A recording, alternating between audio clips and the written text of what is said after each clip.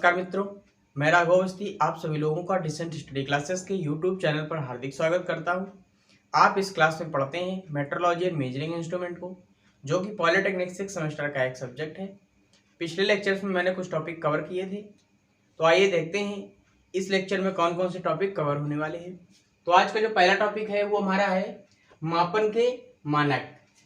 जो भी हमारा मापक यंत्र बनता है तो कौन कौन से मानक होते हैं जिनके आधार पर हम लोग मापक यंत्रों को तैयार करते हैं। तो आइए हम लोग उस मापक यंत्र या फिर उन मानकों को देखते हैं कि जिनके आधार पर हम लोग मापक यंत्रों को बनाते हैं। तो क्या है, इंजीनियरिंग में किसी प्राचाल का शुद्ध माप प्राप्त करने के लिए निर्धारित मानक से इसकी तुलना करके माप का मान निकाला जाता है तथा मापन की यथार्थता का ध्यान भी रखा जाता है। क्या मतलब हुआ इस लाइन का कि क्या है, किसी प्राचाल का मतलब क्या हुआ, जिस राशि को हमें मेजर करना है या फिर मापना है। जैसे कोई लाइन है तो उसे हम लोग लंबाई या सेंटीमीटर मीटर गज में मापेंगे तो वो प्राचाल हो गया। अगर कोई लिक्विड है तो उसे लीटर मिलीलीटर इस तरीके से नापेंगे तो ये हमारा जो लिक्विड हो गया ये भी क्या है, प्राचाल हो गया। जैसे कोई क्या है, स्पीड है, स्पीड को जब हम लोग स्पीडोमीटर से मापते हैं तो वो भी क्या है, एक प्रकार की प्राचाल है। तो ये सब चीजें जो होती हैं इन्हें हम लोग प्राचाल बोलते हैं, या बोल सकते हैं कि जिन वस्तुओं को हम लोग मेजर करते हैं या मापते हैं उन्हें हम लोग प्राचाल बोलते हैं। का शुद्ध माप प्राप्त करने के लिए निर्धारित मानक बनाए जाते हैं। अब क्या है, कोई भी प्राचाल है जिसे हमें मापना है, उसकी अगर हमें यथार्थ या एक्यूरेट माप चाहिए तो इसके लिए मानक बनाए जाते हैं अलग अलग प्रकार से, सिचुएशन के हिसाब से कि कौन सी सिचुएशन में हम लोग किस प्रकार के मापक का यूज करेंगे।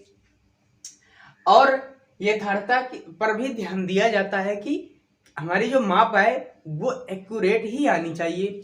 जैसे मान लीजिए कोई ये एक लाइन है, इसे एक व्यक्ति मापता है, किससे, स्केल से मापता है इसकी तुलना करके, ठीक है। स्केल पर कुछ इस तरीके से सेंटीमीटर और mm के ये लाइंस कटी रहती हैं। अब क्या है, एक व्यक्ति इस लाइन को नाप रहा है तो ये आई 9.8। अब जब दूसरा व्यक्ति है उसने नापी, पहले व्यक्ति ने क्या 9.8 mm निकाली थी, जब दूसरे व्यक्ति ने इसी माप को और इसी पैमाने से मापा तो क्या है 9.87 mm निकाल दिया। अब जब तीसरे व्यक्ति ने इसी लंबाई को मापा तो उसने निकाल दिया 9.8765 mm। तो क्या हुआ कि जो हमारा तीसरा व्यक्ति है वो ज्यादा एक्यूरेट माप निकाल रहा है अपेक्षाकृत पहले के, क्योंकि क्या है, उसने पॉइंट के एक बाद ही सीधा मोटा मोटा हिसाब लेके हमें बता दिया कि इतनी इसकी माप है। लेकिन क्या है, जो ये एरर 7 6 और इसके आगे थोड़ा सा ऐड हुआ, इसकी कुछ ना कुछ तो एरर आई ही। तो क्या है, एक माप से ही कोई एक प्राचाल को जब अलग अलग व्यक्ति मापते हैं तो जब उसमें अंतर कर देते हैं या कुछ ना कुछ वेरिएशन ला देते हैं तो क्या है, अगर जो हमारे मापक यंत्र बनाए जा रहे हैं अगर हम लोग उसे एक मापक मानकर ही वही स्पेशली बना देंगे या वही मान लेंगे कि यही एक्यूरेट है तो क्या है, कुछ ना कुछ गलतियां जरूर आती हैं। इन्हीं गलतियों को देखते हुए हम लोग क्या करते हैं, मानक को या मापक यंत्र को 4 भागों में विभाजित करते हैं। कौन कौन से, प्रथम मानक, द्वितीय मानक, तृतीय मानक और कार्यकारी मानक। तो देखते हैं कि ये 4 प्रकार के जो मापक यंत्र होते हैं या फिर जो मापक यंत्र के मानक बनाए जाते हैं वो किस तरीके से कार्य करते हैं।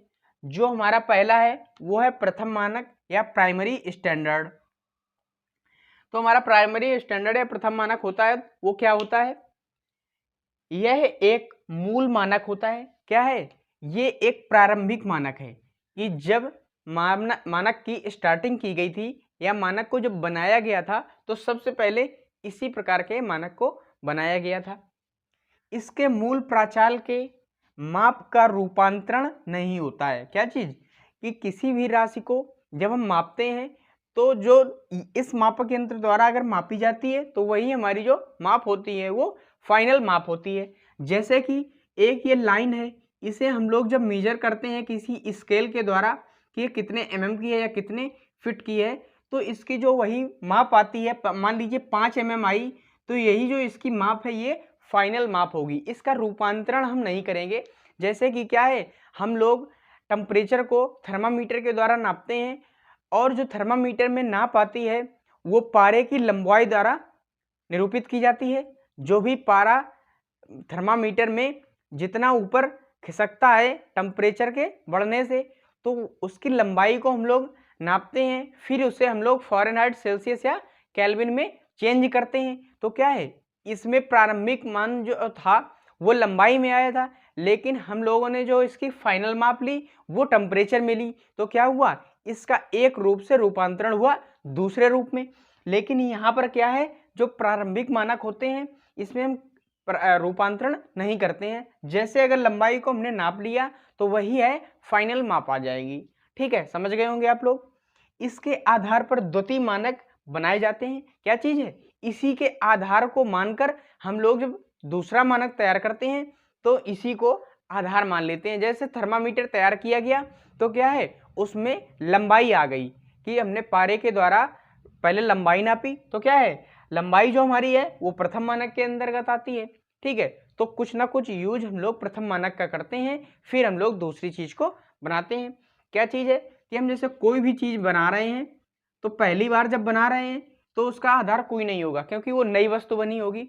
ठीक है, जब उसी वस्तु में हम लोग कुछ ना कुछ सुधार करेंगे तो क्या है, पहली जो वस्तु बनी थी उसके गुणों को ध्यान में रखते हुए दूसरी वस्तु का निर्माण करते हैं, कुछ सुधार लाते हैं और कुछ उसी वस्तु की तरह ही बना देते हैं।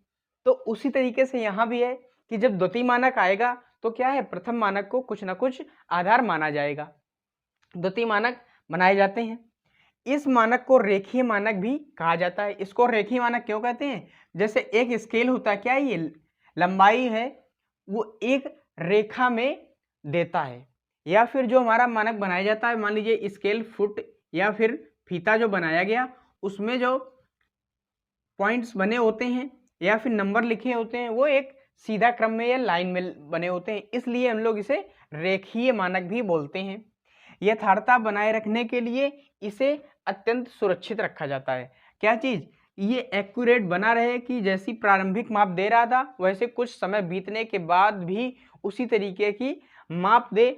तो ये चीज ध्यान में रखते हुए हम लोग इस मापक को या फिर मापक यंत्र को सुरक्षित स्थान पर, नमी वाले स्थान पर जैसे नहीं रखते हैं, या सुरक्षित स्थान पर रखते हैं कि जिससे इसकी एक्यूरेसी जो है वो मेंटेन बनी रहे। तो आप लोग इसे समझ गए होंगे, तो आप लोग इसका स्क्रीनशॉट ले लीजिए या नोट कर लीजिए इसे। फिर हम लोग देखते हैं अपना जो द्वितीय मानक है वो क्या है। अगला देखते हैं, हमारा जो अगला मानक है वो कौन सा है, द्वितीय मानक या सेकेंडरी मानक। जो द्वितीय मानक होता है वो क्यों बनाया गया, किसको आधार मानकर बनाया गया, ये देख लेते हैं। क्या है, यह प्रत्यक्ष मानक से काफी हद तक मिलते हैं। क्या चीज, प्रत्यक्ष या प्रथम मानक भी बोल सकते हो। समय समय पर द्वितीय मानक की तुलना प्रथम मानक से करके उसमें होने वाले विचलन को रिकॉर्ड कर लेते हैं। क्या चीज है, जो हमारे द्वितीय मानक बनाए जाते हैं वो प्रथम मानक से मिलते जुलते ही बनाए जाते हैं, कुछ डिफरेंसेस होते हैं और सेम होता है। क्या चीज, अब जब हम लोग द्वितीय मानक से कोई विचलन को रिकॉर्ड करते हैं तो क्या किया जाता है कि प्रथम मानक से उसकी तुलना की जाती है। कि क्या किया जाएगा, मान लीजिए कोई ये है वस्तु, इसका आयतन हमें निकालना है, तो वो प्रथम मानक से पहले मेजर करेंगे, फिर द्वितीय मानक से मेजर करेंगे। अब हमें अगर द्वितीय मानक में कोई विचलन को रिकॉर्ड करना है तो हम लोग क्या करेंगे, द्वितीय मानक की तुलना प्रथम मानक से कराएंगे, उसमें जो भी वेरिएशन या जो भी विचलन आएगा उससे हम लोग रिकॉर्ड कर लेंगे और वही हमारी फाइनल माप हो जाएगी। तो आगे देखते हैं, इन मानकों को सुरक्षित स्थान पर रखा जाता है ताकि आवश्यकता पड़ने पर इसका प्रयोग इसका प्रयोग तृतीय मानक से तुलना करने के लिए किया जा सके। क्या चीज़ है, इन्हें हम लोग डेली यूज नहीं करते हैं या फिर किसी वस्तु को अधिक बार मापने के लिए इस मानक का यूज नहीं किया जाता है। इसका हम लोग कुछ कंडीशंस पे करते हैं, जैसे अगर तृतीय मानक से कोई माप निकालनी है तो हम लोग द्वितीय मानक को रेफरेंस लेंगे या फिर द्वितीय मानक को आधार मानकर या उसकी तुलना कराकर हम लोग तृतीय मानक की माप को फाइनल करेंगे। तो क्या है, द्वितीय मानक को हम लोग ज़्यादा यूज में नहीं लाते हैं, ये प्रथम मानक की तरह ही होते हैं। इनकी तुलना प्रथम मानक से करके उसमें विचलन को निकाला जाता है। ठीक है, इन्हें अत्यंत सुरक्षित स्थान पर रखा जाता है कि इनकी जो एक्यूरेसी है वो मेंटेन बनी रहे। तो आप लोग दूसरा मानक भी समझ गए होंगे। अब हम लोग देख लेते हैं तीसरा मानक हमारा कौन सा है, तृतीय मानक। ऐसे मानक जिनका प्रयोग कार्यशालाओं या प्रयोगशालाओं में संदर्भ कार्य के लिए प्रयोग में लाया जाता है, तृतीय मानक की श्रेणी में लाते हैं। क्या चीज, संदर्भ मानकर या रेफरेंस के लिए हम लोग तृतीय मानक का यूज करते हैं। कौन सी स्थानों पर, प्रयोगशालाओं में या फिर कार्यशालाओं में।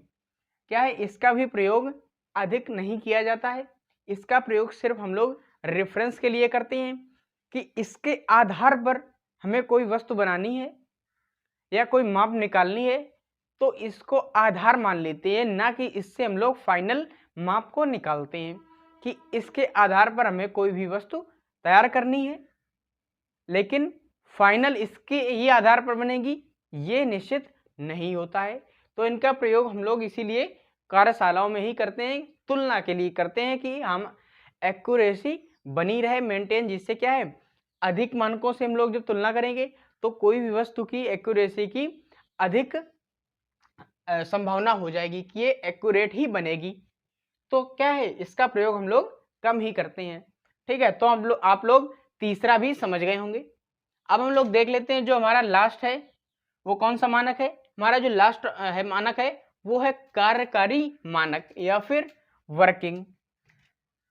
ये क्या है, यह उपरोक्त से मिलता जुलता होता है। ये निम्न ग्रेड की धातु से बनाए जाते हैं। इनका प्रयोग मापनीय प्रयोगशालाओं में किया जाता है। क्या चीज, अब भाई ये सबसे लास्ट मानक है तो क्या है, इसमें सभी मानकों के कुछ ना कुछ गुण होंगे ही, या फिर जब ये तैयार किया गया होगा तो वो जो पहले के 3 मानक हैं उनको कुछ ना कुछ आधार मानकर ही ये मानक तैयार किया गया होगा। और क्या है, ये निम्न ग्रेड मतलब निम्न धातुओं से बनाए जाते हैं कि जिनकी जो गुणवत्ता होती है वो कम हो, जिससे क्या है वो धातु सस्ती प्राप्त हो जाए और जो हमारा कार्यकारी मानक बनकर तैयार हो वो भी सस्ता तैयार हो। इनका प्रयोग हम लोग सिर्फ कहाँ पर करते हैं, मापनिकी या फिर मेट्रोलॉजी लैब में किया जाता है, जहाँ पर हम लोग छोटे छोटे कार्यों का प्रेसिजन करते हैं या फिर छोटे छोटे कार्यों की माप को निकालते हैं। वहाँ पर हम लोग कार्यकारी मानक का यूज करते हैं। इसका हम लोग डेली लाइफ में यूज नहीं करते हैं कि जैसे हमें मान लीजिए कोई लंबाई को मापना है तो हम लोग इसको ले आए, या जैसे हम लोग अपने पास ज्योमेट्री बॉक्स में एक स्केल रखते हैं तो अब बोल दो कि वहाँ पर हम लोग कार्यकारी टाइप की बनी हुई स्केल रख लें तो क्या है वो जल्दी टूट जाएगी, जल्दी घिस जाएगी और एक्यूरेट माप नहीं आएगी।